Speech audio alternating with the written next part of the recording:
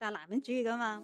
屋企太太咧做晒所有嘅嘢，咁佢每次做完嘢啦，落班做完嘢啦，咁就要服侍阿先生咧泡熱水腳，泡都唔係咁好，個水溫唔得或者煮餸唔得啦，咁又鬧。我好忙於做工嘅時候，夜晚11點仲喺度開緊會。我嘅小朋友就3個好傷心嘅時候，佢哋掉咗一張紙飛機同我講：媽咪，佢寫英文，媽咪要 love your job more than us，你中意你嘅工多於我哋。到底發生咗咩事？我唔係已經為咗呢個家付出好多咗咩？每一個人呢，千祈唔好甘於我就係咁噶啦，嫁咗就係咁噶啦，冇辦法啦，係咪？又生咗啦，又嫁咗啦，個老公咁就冇辦法啦。其實人生係可以掌控喺自己手嘅。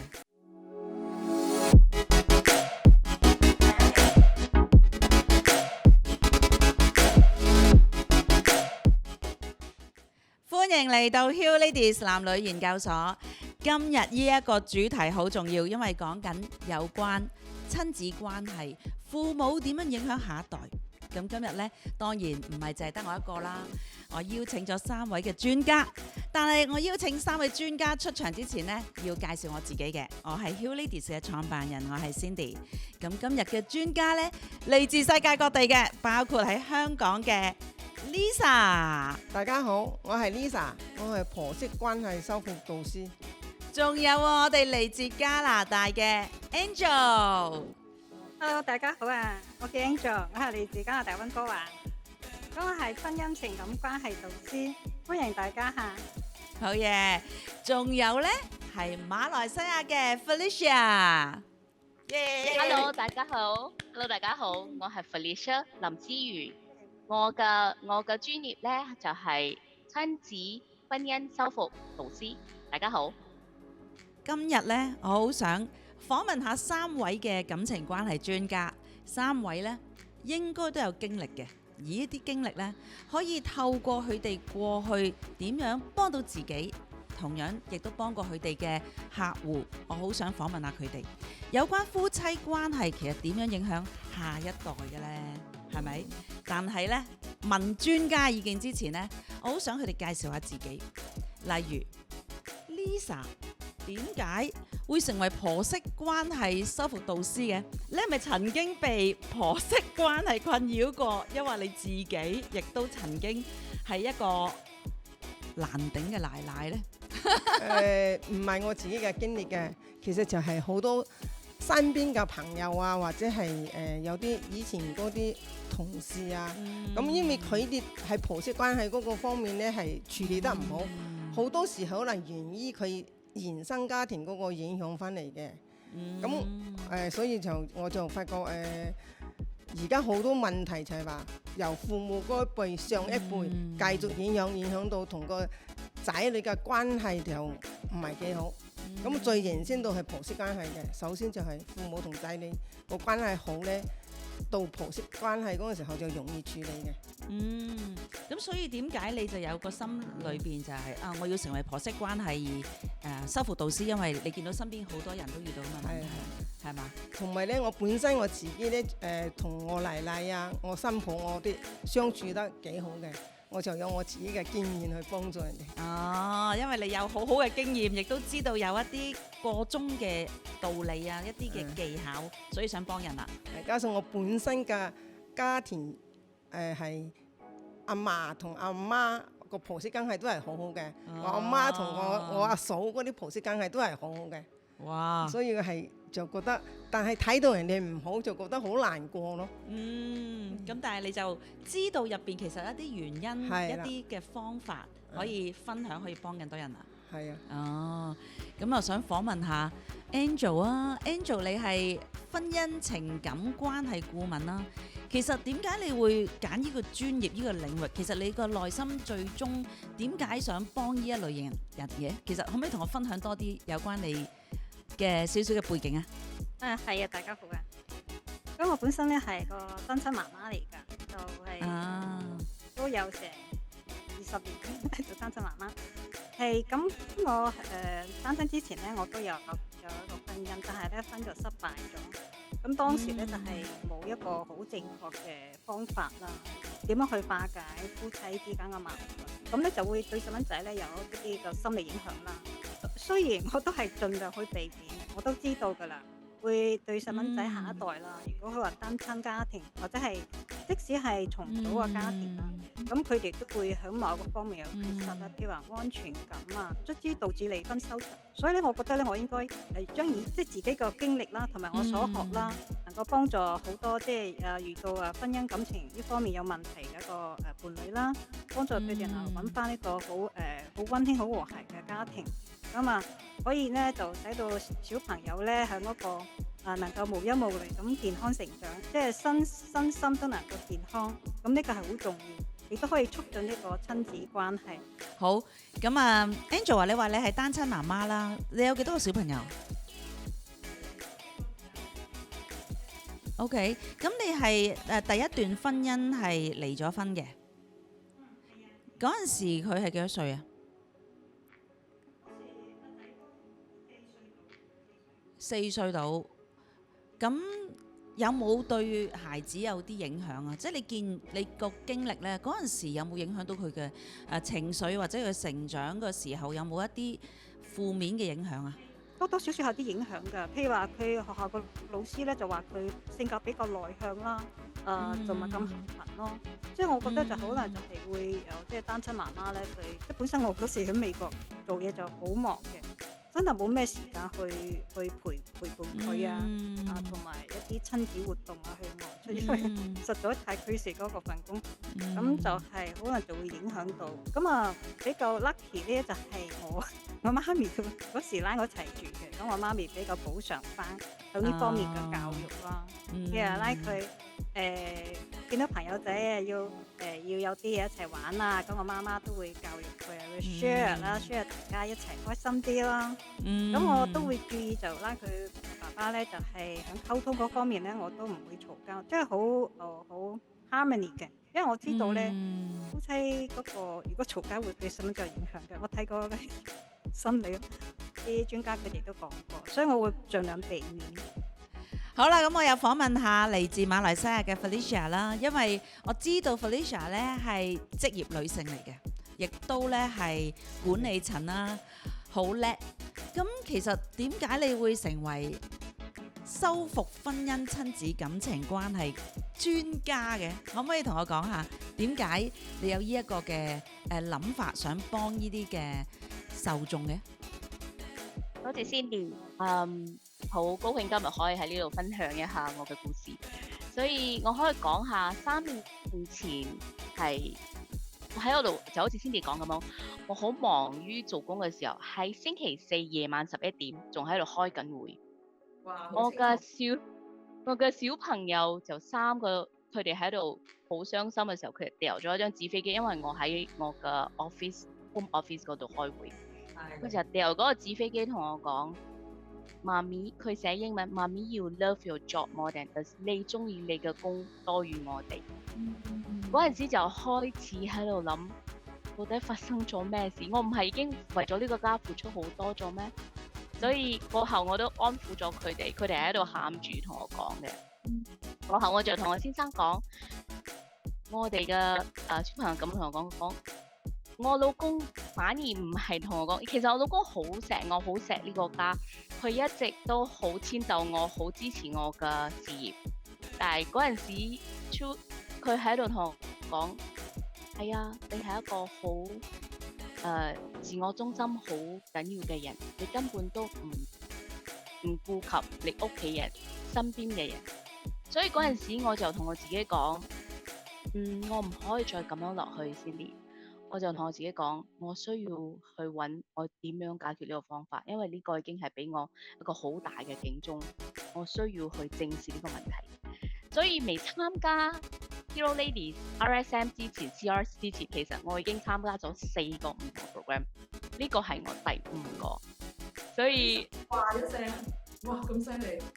係啊，因為我一直喺度揾唔同答案，但係有啲得到呢個冇得到嗰個，我覺得係唔全面，但係我覺得係最重要嘅係佢個 support system 唔做到我需要愛嘅嘢，所以點解我會想幫婚姻同埋親子關係嘅範疇？好好啊，Lisa，你覺得咧？頭先啦，聽到阿 Angel 同埋 Felicia 所講啦，其實父母咧個角色學習點樣去育兒呢樣嘢重唔重要？重要係嘛？其實父母首先就係要學習冷靜啊，要好平和嘅心情去同小朋友溝通，咁樣咧先有幫助到影響到下一代。喺佢成長嘅過程咧，佢喺出邊同人哋溝通啦，或者係工作上面啦，或者係佢係將來再結婚啊咁樣咯。如果佢相處得好咧，整個家庭嘅婆媳都會相處得好。你有冇見過一啲經歷係一啲個案，因為父母唔識得點樣去處理情緒，影響到孩子啊？有啊，因為我曾經處理個案就係話，佢由佢奶奶。老爺奶奶嗰個係已經係嗌交，又影響到佢夫妻啦，跟住影響埋個小朋友啦，佢嘅好細個成長，因為佢嗰啲人嗌交咧，好多時點樣啊？掟嘢，一掟嘢個小朋友好細個已經係俾啲恐懼嗰啲聲音影響到佢，大個咗之後佢點樣啊？佢好恐懼，即係唔夠膽同人哋溝通啦。或者有啲少少聲音啦，會影響到成個人情緒去變化，咁佢就會好驚咯。所以係咪啊？我哋作為父母或者我哋已經係成人啦，我哋要生孩子出嚟呢，我哋首先要明白用啲咩態度，點樣去教養佢哋，自己要成為一個好嘅榜樣。都訪問下 Angel 啊，有冇遇過一啲情況你見過呢？係父母有一啲情緒控制唔到，亦影響到小朋友，你有冇見過，或者你自己有冇遇過 ？Angel，其實係有嘅，我自己身邊都有咁嘅朋友咯，即係夫妻兩個嘈交，所以咧嗰個就影響細蚊仔咧，佢係真係比較，即係其實我唔話遠啦，就我自己屋企嘅姐姐咧，佢哋其實有時都會嘈啊嘛，即係有啲媒體報章啊嗰啲故事咧，我都會睇到。所以細蚊仔，如果你話有咁樣嗰個夫妻嘈交啊，得唔到父母嘅恩愛咧，佢自然會影響佢嗰個比較自卑啊，失去自信啦，就冇嗰個認同感，而且咧覺得可能就會有時咧就會比較霸道啦、自私啦，因為佢唔識得去即係好似父母咁嘅榜樣去恩愛。我就係即係我知道有個古仔，我唔知大家想唔想聽，我可以分享下我都比較印象比較深刻嘅，就係一個原生家庭對於細蚊仔嗰個成長，我係比較深刻嘅一個古仔嚟嘅。好啊。咁佢呢個大家可以聽下咪？咁樣係關於係一個嗰篇文章咧，就係叫做《我的美國丈夫》講嚟嘅。佢當初咧，佢第一個婚姻咧就係客家嘅丈夫，客家人嚟嘅。咁由於呢個客家人，大家可能都知道咧，佢哋係比較男人主義噶嘛。屋企太太咧做晒所有嘅嘢，咁佢每次做完嘢啦，落班做完嘢啦，咁就要服侍阿先生咧，泡熱水腳。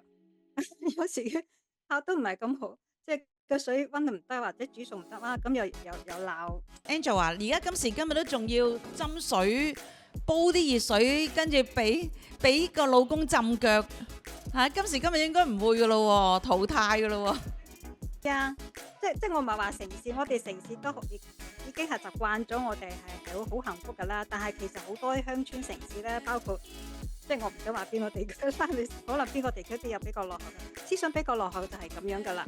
咁後尾就冇辦法啦，佢忍唔到啦，呢個太太，因為就係佢覺得要提升自己嘅價值。後尾咧佢就係去自修，就出咗去留學，出咗美國留學。留學之後咧就認識咗個後尾嘅先生，個美國個先生嘅丈夫。呢個丈夫對佢非常之好。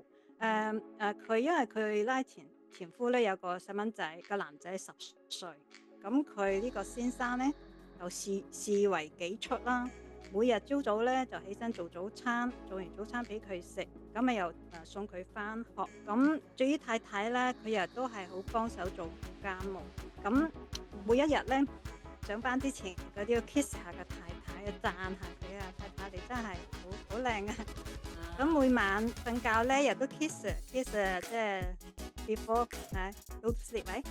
咁太太咧真係好幸福咁就咁樣。佢有一晚瞓覺前，佢又問呢個先生：咁啊， Honey，點解你對我咁好嘅？因為佢對比以前上一任嘅話，真係天差地別。咁呢個先生佢就話：佢話我自細咧睇到我爸爸、我媽咪好錫好錫媽咪，好愛佢，好尊重佢，好照顧佢。咁佢咧，佢作為細蚊仔，佢覺得好幸福，見到父母咁嘅恩愛。所以咧，佢就話：以後大個咗咧，我一定要好似爸爸或者媽媽咁樣對待我嘅妻子，一樣好愛錫佢。咁呢個太太聽完之後咧，都可以話佢感動到流眼淚。好我記得我當時睇完報紙咧，我都好感動。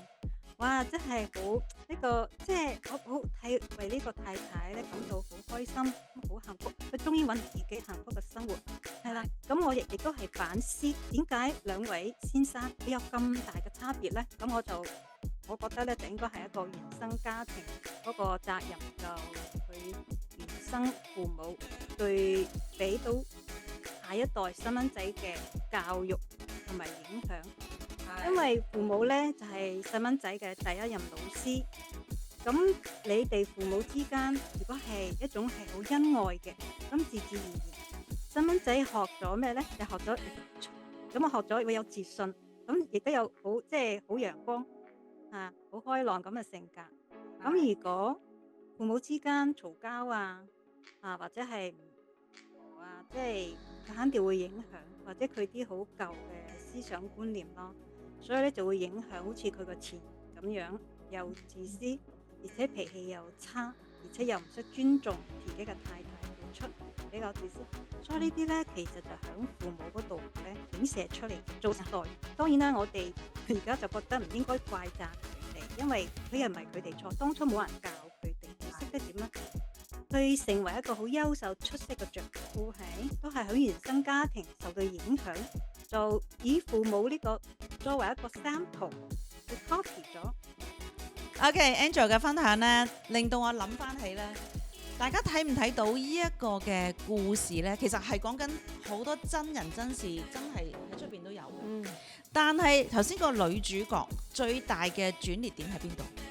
覺得係 Cindy， 我覺得最大嘅轉捩點就好似 Cindy 啦，學習。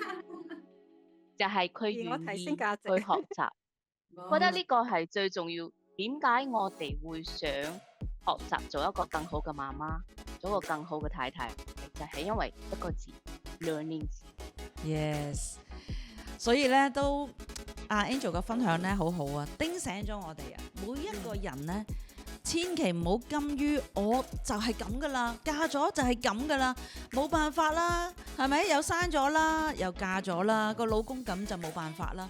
其實人生係可以掌控喺自己手嘅，唔係話我咁就係咁嘅。呢個女士點樣可以哇有一個好似好慘啦，即係要煲水俾個老公浸腳，跟住個老公發脾氣仲要鬧佢，然之後就好似冇咗自己嘅人生，唔識得去珍惜佢，係咪？最終就係學習，學習就係遇到有一個更好嘅另一半出現。所以點解我哋今日呢男女研究所而家呢一個嘅節目係為咗咩呢？背後嘅理念就係想所有人呢都有能力去令到自己進步去改變，就係攞到一啲知識同技巧。咁所以呢，如果大家未 subscribe 我哋嘅 YouTube channel， 記得 subscribe。點解呢？因為呢一個節目入邊有好多嘅專業嘅技巧可以免費分享俾大家，無論係男女關係、夫妻關係、婆媳關係、親子關係，甚至人際關係都幫到你嘅。所以記得 subscribe 咗佢啊！同埋呢，如果大家有問題呢，記得留言寫低，我哋會免費俾啲資料大家嘅。哇，免費喎！係啊，仲有好好啊！咁大家仲要記得咁要撳嗰個附近嗰個鐘仔，咁你哋就會收到我哋最新嘅資訊啊！仲要唔好記得我哋3個顧問、3個專家嘅專業，你都記得愛去 like，and 你都會攞到好多資訊㗎。冇錯啦，好啦，咁頭先咧 Angel 嘅分享啦，令到我哋學習到咧，原來人呢，無論你而家係咩年紀、乜嘢嘅關係，只要你願意學習，你都能夠扭轉你嘅生命。同埋頭先係 Angel 嘅故事，亦都咧個女士因為肯學習改變咗，有一個好嘅姻緣啦，亦都因為咁咧，其實亦都影響埋佢下一代嘅喎，係嘛？就係因為佢願意改變。佢學習到，令到有一個新嘅姻緣出現，跟住呢個姻緣呢，呢一個丈夫亦都係因為佢嘅上一代學識點樣去愛佢嘅太太，然之後而家識得愛佢太太啦，亦都會影響埋下一代。咁所以呢，我都好想訪問下啦，在座幾位專家，如果俾你哋從頭嚟過，有得俾你揀嘅話，Felicia 你會做啲咩？可以俾你從頭嚟過。今日你已經唔同咗咯，你會做啲咩啊？依家如果我時間轉翻去 time machine 翻去嘅話，我會唔會咁強勢？我覺得最大嘅係，因為我可能我本身係自律性，我會覺得好多嘢係需要咁樣做，但係有好多嘢我將我公司學嘅嘢帶翻去屋企。公司唔係既唔係公司，係講愛嘅地方，唔係講 procedure。所以我覺得，如果你俾我揀，我會轉一個，就係變一個母親太太。我個位置係喺邊度，我就應該做翻個位置，而唔係帶公司嘅嗰個位置高高在上帶翻去屋企，唔係咁樣。呢個係我嘅。如果我可以轉，但係 it's okay。就算依家冇時間冇 time machine 都好，最重要係依家點樣向前睇，唔係向之前過去，已經過去咗。我接受嗰陣時係最好嘅我。依家如果冇嗰陣時嘅我，就冇依家嘅 Felicia， 冇依家嘅我可以學習向前睇。所以我覺得最重要嘅係唔好向前睇，後悔之前以前做過嘢，但係我會向前望，我點樣由今日開始做一個更加好嘅 Felicia。哇，好好啊！你俾啲掌聲 Felicia， 講得好好啊！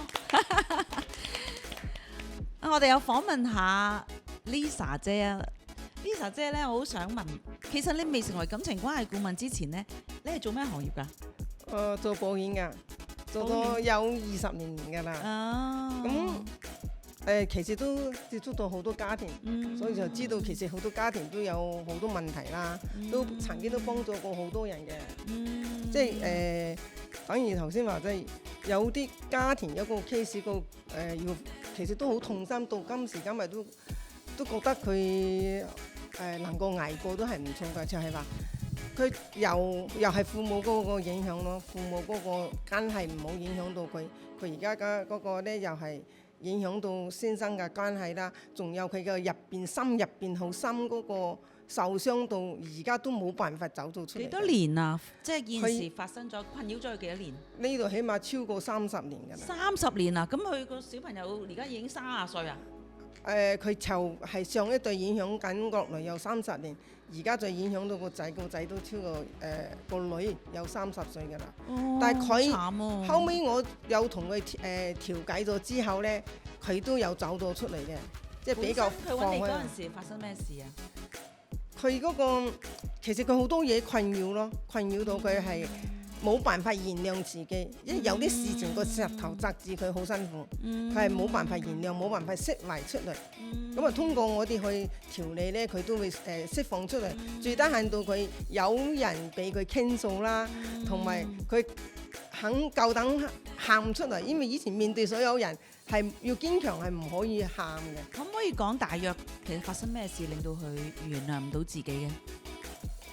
就係話佢做咗係啊，佢係即係話做咗一個決定，所有身邊人親戚都係唔認同佢做呢個決定咯。咁就係因為私隱嗰個問題，就唔適宜咁樣太過講開，因為佢做到呢個決定都係影響好大嘅。其實係都好難。曾經做嗰個決定，側邊嘅屋企人啊，甚至係所有人都係唔認同佢嘅。咁佢所以壓石頭壓住佢好辛苦㗎，實得太辛苦啦。所以佢呢度所以就係話我哋要通過我而家呢個上課呢個成為感情關係顧問之後，就會知道原來每個人發生嘅每個人嘅行為後邊嘅原因，即係令到佢而家有呢個行為。首先我哋面對所有個客戶啦，去了解佢真正嘅原因喺邊度。咁啊，等於就係話延伸到而家社會現今嘅社會就係話，點解我會揀婆媳關係呢？就係話而家嗰個兩個結婚一齊，婆媳嗰個同大家嘅定位問題啊。婆媳同新抱嘅定位問題，有啲奶奶咧，佢係點樣咧？即係好似新抱娶翻嚟，好似對女一樣，成日叫佢做呢樣做嗰樣。係。其實你唔可以當佢係唔係當佢係朋友，唔可以當佢好似女一樣自卑佢做嘢㗎。同埋而家當佢女一樣咪好咯？佢當佢個女做，因為佢嗌個女做嘢係即係應該應份。但係如果你當佢係女，咁樣錫佢又唔同。嗰陣時咧，我聽到有啲傳統嗰啲娶新抱咧，佢哋話要 set 啲規矩嘅，咩話入門就要俾定嗰啲叫咩話？要俾定啲屋企嘅規矩佢先嘅係咪啊？嗰啲叫做乜嘢啊？唔記得咗添。即係要 set 個規矩，令到佢入門嘅時候咧，要有一個記唔記得我嗰啲點樣做新抱？幾點鐘要起身？點樣去服侍佢個仔？類似係咁咧，係咪啊？而家唔係啊，家規係啊。而家係唔適合呢個時代㗎啦，時代個變遷係唔同㗎啦。而家另外有一個問題都出現咗，就係話全世界都係老年化嘅趨勢，之後咧都有影響緊，變成連埋老人家，即係個上一輩嘅父母生，而家又開始要靠嗰啲仔女或者新抱去照顧嗰時，就大家有壓力啦，有壓力就容易傷中啦。咁我哋去點樣去做咧？首先我都係成日強調就係話，我哋要練習，要學習。係呼吸輕鬆，好平和，好過去同個無論係新抱又好，仔都好，要咁樣去傾偈。另外咧，我就要再分享下我自己。我上完課咗之後，雖然我而家呢個年齡其實自己真係唔係年齡嘅問題啊，唔使諗呢個嘢。你肯去學去讀，咁啊堅持去咧，你係感染咗。我感染到我新抱嗰啲更加好，感染我個仔嗰啲更加好。即係我喺呢個學習嗰陣時候，我好需要重新電腦嗰啲操作咧，都係要揾我個仔啊，揾個新抱去教啊，去幫助啊，其他咁樣咯。所以話另外嗰啲把年齡飛開佢先，你想去學一定得嘅。冇錯，其實係嘛？Lisa 好好喎講得。同埋咧，最重要就係好得意嘅喎。當你將你識嘅嘢咧，除咗你幫到自己咧，你感染緊你身邊嘅人，成個家庭都改變。係啊，係嘛？咁我睇下阿 Angel 都係咁樣岌頭啦。我見到 Angel 開心咗好多。其實我第一日識阿 Angel 咧，我已經覺得你成日都笑嘅喎。其實你係一個好開朗嘅人嚟㗎，係咪啊？Cindy 你都係啊，我覺得你好 charming， 你個 smile， 哇！我見到 Cindy 好似 sunshine 咁，都受咗感染啊！我都覺得係，其實我都見到大家都係一個好開心嘅人啦。我唔知之前你哋係咪咁？我見到阿 Felicia 咧，哇！我諗唔到啊 Felicia 話佢係一個好惡啊，即係好強嘅女士咧。我感覺到你好溫柔嘅喎，係啊，我覺得佢好溫柔，同埋講嘢好乜嘢，好溫柔啊 Felicia。其實你原本初咧，你話原本嘅你咧。你係真係大公司嗰個嘅強勢嗰種返屋企嘅係嘛？係啊，我記得嗰陣時有個故事就係我喺屋企講，同我嘅兄弟姊妹講，我安排明年我去邊度旅行。我記得我嗰陣時就好似做 project 咁樣先至。我哋幾時愛 timeline 啊？幾時貓生日？我幾時？我記得我哥同我講一句話。你唔好帶公司翻嚟，呢度係屋企。我記得嗰陣時佢同我講嘅時候，我好嬲。我講 What's wrong？ 我會諗做咩唔得，但係依家諗翻去嗰陣時，好多年前，我而家諗翻去，真係因為屋企係講愛嘅地方，唔係講你應該點樣 deliver 點樣做嘢，係唔同嘅。嗰啲係可能係因為我已經學習咗，我已經講呢個係第5個啊嘛 Cindy， 所以不斷咁樣學習，變到依家嘅我。但係我以前都係好開心嘅，但係喺當我有壓力嘅時候，有timeline 嘅時候，因為做 project manager 做 IT manager，你有好多要求你需要做嘅嘢，所以當有壓力嘅時候就唔同樣咗。當我係一個好正常普通嘅時候，就會好開心，好 happy go lucky，好 ramble。但係當壓力嘅時候就唔同樣咗噶啦。係。咁啊，Felicia，你會唔會有一個你好想分享嘅一個案呢，令到你好心痛啊，又或者個印象好深刻，好想透過呢個節目咧去分享呢一個嘅曾經令到你感覺到啊好刻骨銘心，或者覺得好心痛嘅一個個案啊？覺得係我依家嘅我其中一個學員 Cindy，佢本身係一個單親媽媽，就好似 Angel 咁咯。佢係一個全心全意為佢嘅仔而付出嘅媽媽，但係好多時候佢好無助啊！佢唔知我點樣，因為佢個仔係覺得佢仔有情緒，佢會掉嘢，好多嘢都 iPad 啊或者電話全部開掉。我覺得係嗰啲感覺係好心痛。佢過後佢好後悔，所以好多時候佢好想幫佢仔，但係佢唔知咩方法。所以我覺得可以俾到佢方法。我啱同佢諮詢過後，我覺得好開心嘅係佢睇到有方法可以幫到佢。我要同佢講一步一步咁樣帶佢講，你呢個係可以點樣引導佢，唔係淨係俾佢咁樣你一直接受，你接受佢就教唔到佢啊嘛。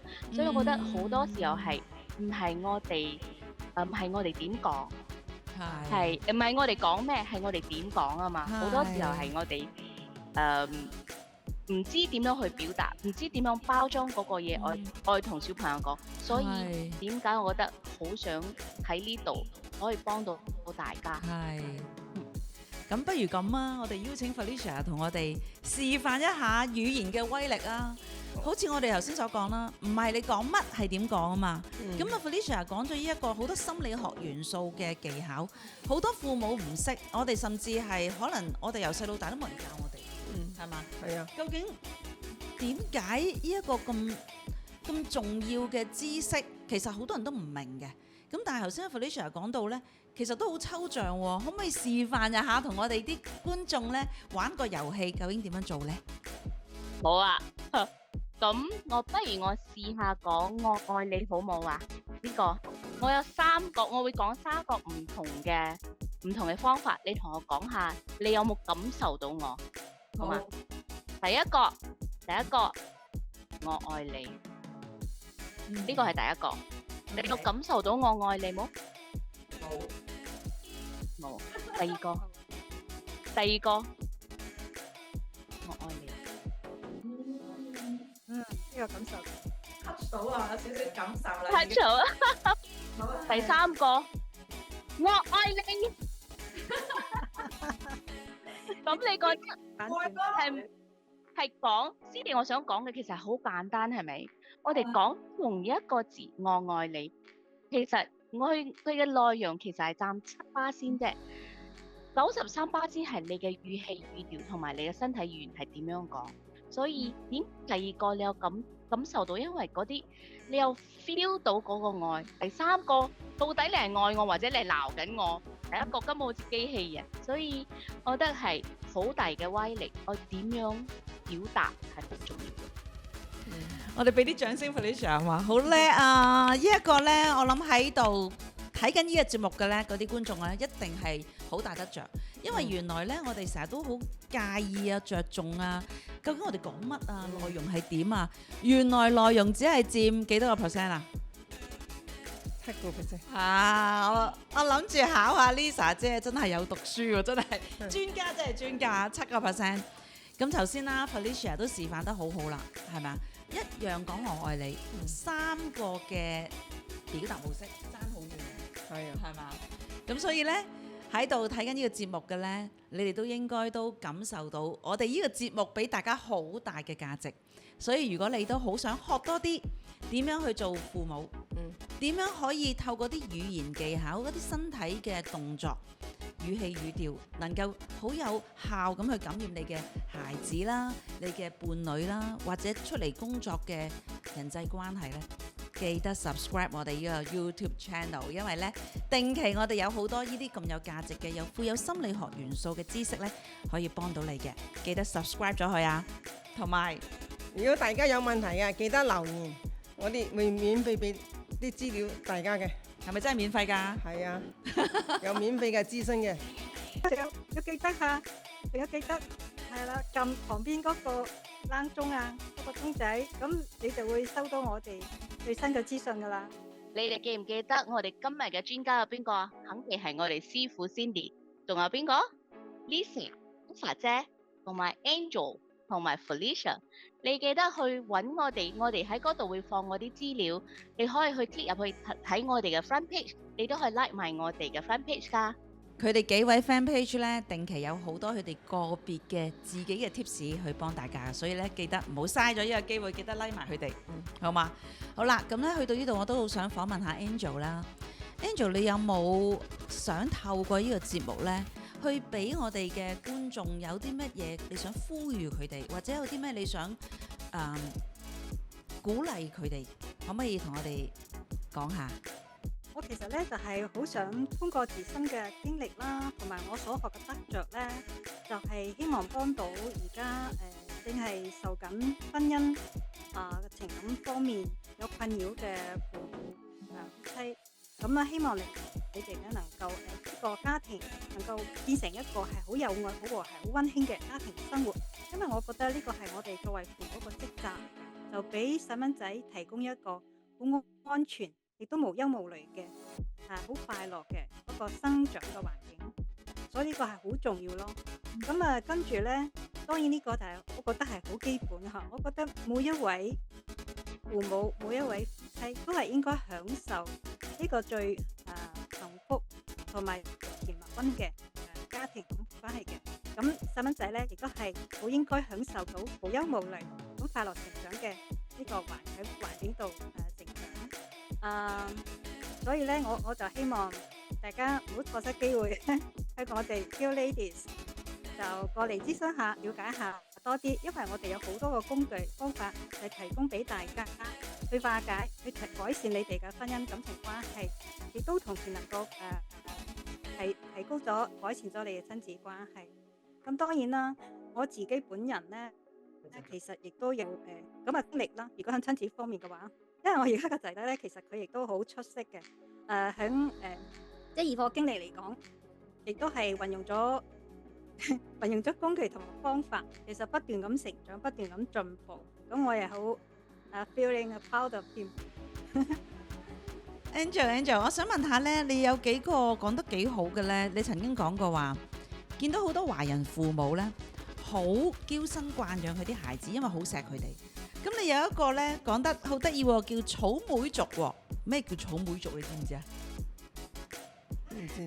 有冇聽過啊 Felicia？Strawberry 草莓族喎，可唔可以分享下咩意思啊？因為 strawberry 咧，佢就一咬就軟噶啦，好甜，好 sweet，但係好軟熟嘅。佢唔係硬嗰啲，係嗰啲堅果嚟嘅，就好軟。因為點解而家咧，我覺得應該係 mention 一下，就係我本身喺西方國家呢邊咧就住咗20幾年噶啦。我仔都喺呢邊長大嘅，喺呢邊出世啊，長大喺美國同埋加拿大呢邊讀大，即係中學、大學啦。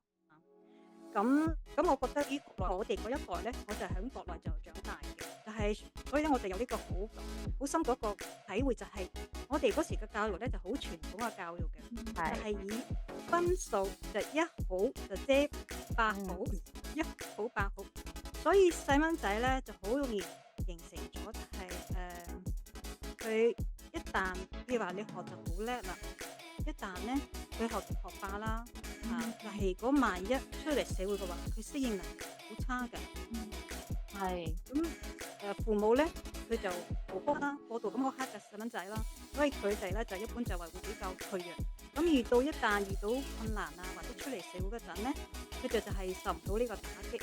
咁而家就係譬如話教育界嗰方面咧，我都覺得係一個方，我而家講緊兩個方面，一個係教育系統嗰方面，一個就係父母教細蚊仔嗰方面。問下 Lisa 姐啊，Lisa 你又點可以分享下？草莓族姐話咧，好容易好脆弱啊，好冧啊，遇到好多事就好快脆，冇辦法有抗逆能力啊。放棄就好快放棄，好多時候係佢哋頂唔到壓力啊，就好快放棄。所以咁我就要透過家庭去維繫咯，透過父母咯。其實就話一個家庭等於揾個同大家玩下啦，就係一個團隊精神咯。你用個團隊精神去互補不足咯。每個人都要佢嘅優點，我哋要欣賞佢每個人嘅優點，發揮佢嘅優點，發揮佢自己每個人嘅才能。無論佢就係去畫畫都好啊，即係任何嘢你都要發揮佢。咁一個家庭呢，就我哋而家講緊嘅係二人三足，你點樣去一齊行，一齊向上，咁你哋就會一樣可以幫佢挽救翻嚟嘅。咁即係話你本身都有遇過一啲個案呢，就係個父母可能對孩子期望好大，但係跟住個小朋友可能就未做到父母要求嘅，咁個父母就同個孩子關係好差啦。其實講起有個 case 呢，就係你聽落都會痛心嘅，就係話因為個父母嗰個期望太高啊，每一次好苛刻要求佢，可能嘅考試考到個80分都唔滿意嘅。咁我咧每一樣嘢，因為呢個人女性太叻啦，佢樣樣都做得好好，最終個小朋友係忍唔住之後咧，其實就係話走上不歸路咯。咁係一個好痛心嘅個案嚟嘅。咁後尾咧呢個女士都會同影響到個夫妻嗰個更加又係都有事㗎。咁到時佢自己又係受唔住打擊，個身體又出現問題。連自己都有問題。係啊，都係呢個。Felicia 點睇啊？我覺得係咪好多時候最重要嘅係我睇小朋友愛咩？我哋好多時候，我哋身為家長、身為父母，會覺得佢哋應該、唔應該。但係好多時候，佢哋係一個個體嚟㗎，佢哋係自己 individual。我哋應該引導佢哋做佢哋開心中意嘅嘢，唔係我哋叫佢你應該做醫生，好似我哋以前嘅年代，醫生、律師，你想去做嗰啲先至去賺錢，你唔好做嗰啲冇用嘅。依家我哋嘅父母，我哋依家身為父母會覺得你中意咩 explore， 你去睇你愛咩，呢個先至係我哋做父母嘅責任，唔係叫佢做我哋以前冇得做嘅嘢，要佢幫我哋做，唔係咁樣噶。滿足我哋嘅慾望啊，滿足我哋自己嘅夢想啊，將下一代去實現我哋自己做唔到嘅嘢，其實好慘喎，小朋友。係佢將嗰個好傳統啊嗰啲。我覺得仲有一樣嘢係好重要嘅係，我覺得係點樣俾佢哋選擇。好多時候我哋身為父母，你咁樣揀衫都愛父母選擇，其實好細佢哋已經有自主能力，可以俾佢哋選擇，好簡單俾佢哋開始自己識幫自己選擇一啲好簡單嘢，着咩衫食咩嘢 OK 㗎，做咩唔俾佢哋選擇，做咩全部嘢愛好整齊，佢哋係小朋友學習啊嘛，所以我俾機會佢哋學啊嘛，係咪？係啊，俾佢哋鍛鍊係啊。係。未來咧係要由細開始教育佢咯，教育佢最緊要就係父母以身作則，心平氣和同孩子溝通，溝通到之後咧，仲要係俾佢接觸多啲新事物，走出去，要面對任何人啊，面對所有事情咧，都要係接納。即係我哋走出去點樣教小朋友，好簡單，就係比如我睇住一個。而家有啲小朋友係傷殘啦，或者係行路唔好睇啦，我哋點樣指引個小朋友呢？就係我哋唔好去用個眼光去望佢，好正常，當佢係同我哋正常人一樣行出去，一樣行過就得㗎啦。如果佢哋要需要人哋幫助，你反而去幫下佢就得啦。記住教小朋友唔好用眼光去望佢就啦，即係由細要培養呢樣嘢。好好啊，睇唔睇到啊？如果大家呢，喺呢度睇緊節目嘅朋友呢，你好想獲得阿 Lisa 姐幫你哋處理婆媳關係，又或者好想有阿 Angel 去幫你教下大家啦，有啲咩技巧係婚姻情感或者親子上遇到情況呢？阿 Angel 可以幫到你，因為呢，佢行過你條路，知道點樣去處理婚姻遇到觸礁，咁離婚咁點算呢？係咪？咁其實呢，有好多嘢唔係諗得咁好多方法嘅。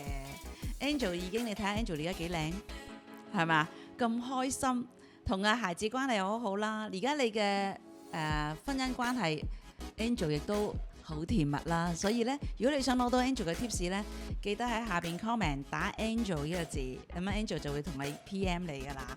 打 Lisa 呢個字，Lisa 呢就會同你聯絡。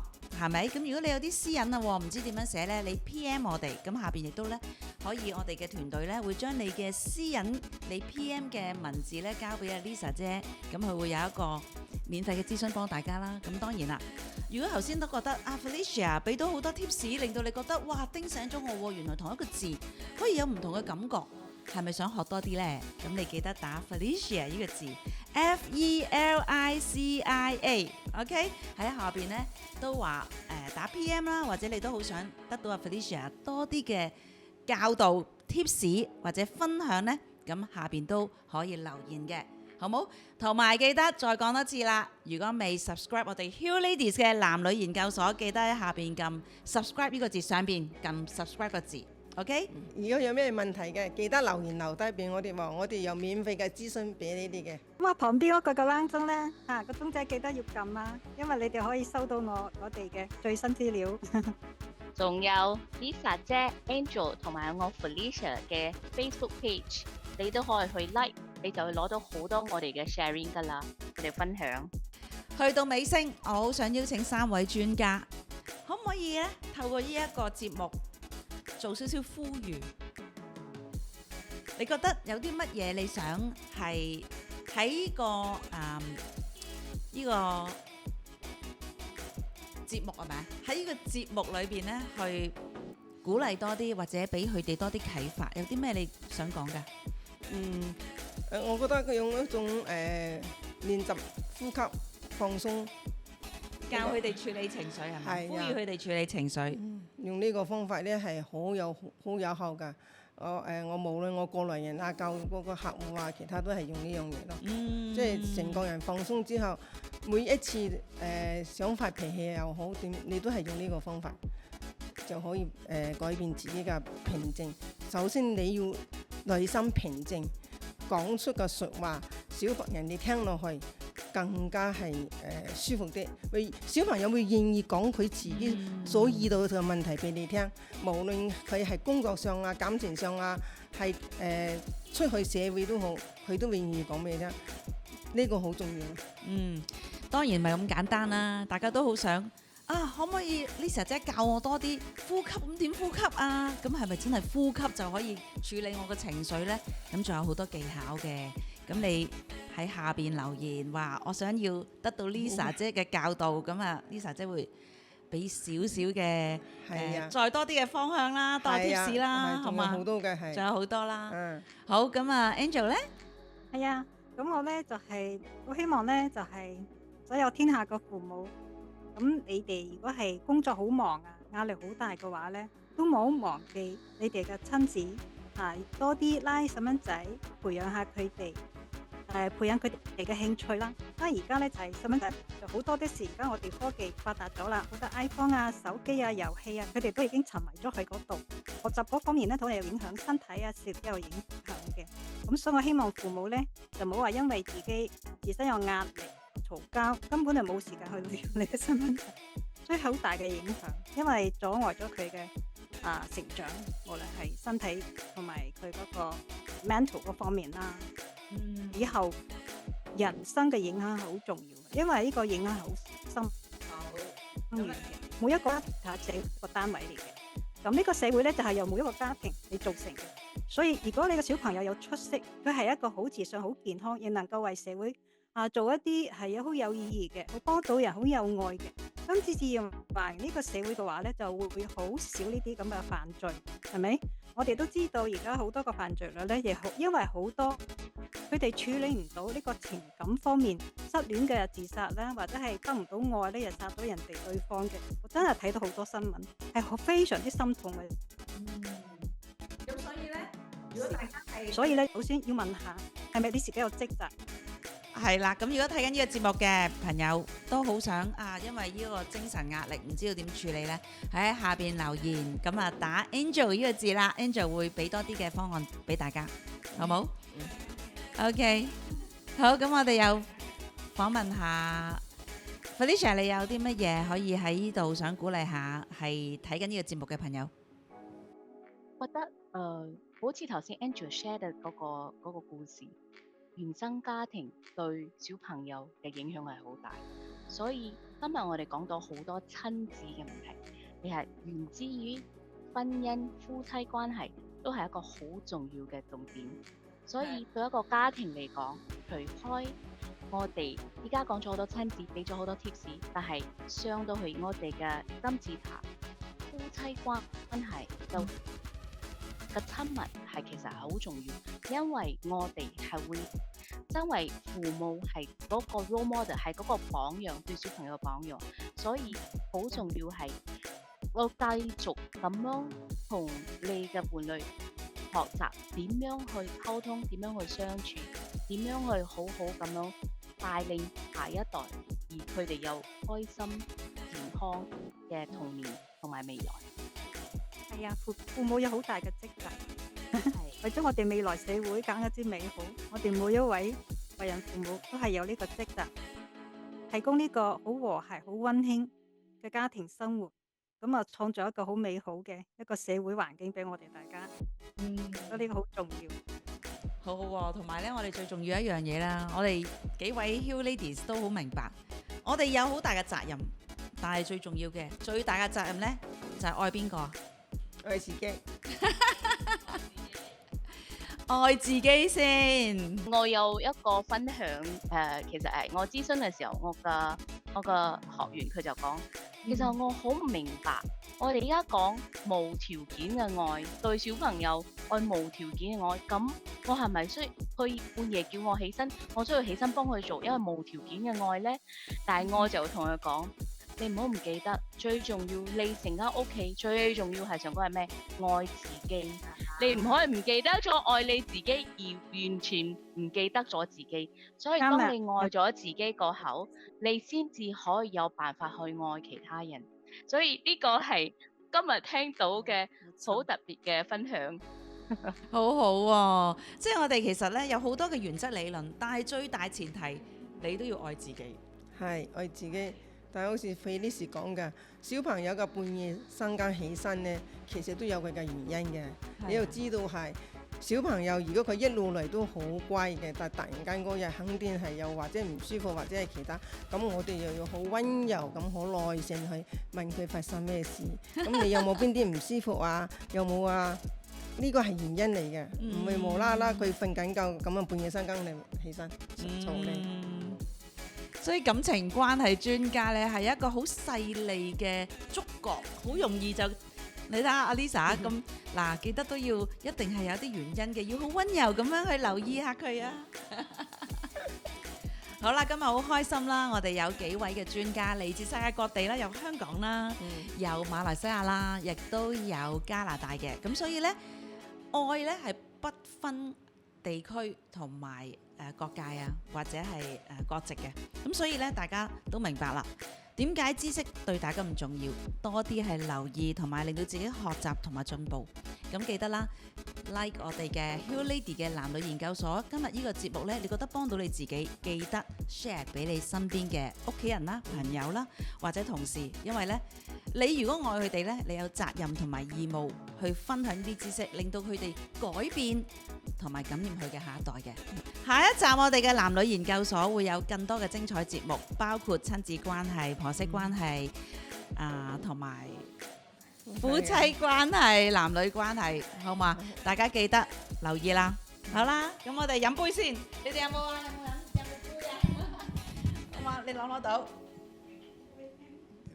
好啦，飲杯，你同我飲杯啊！呢度。飲杯。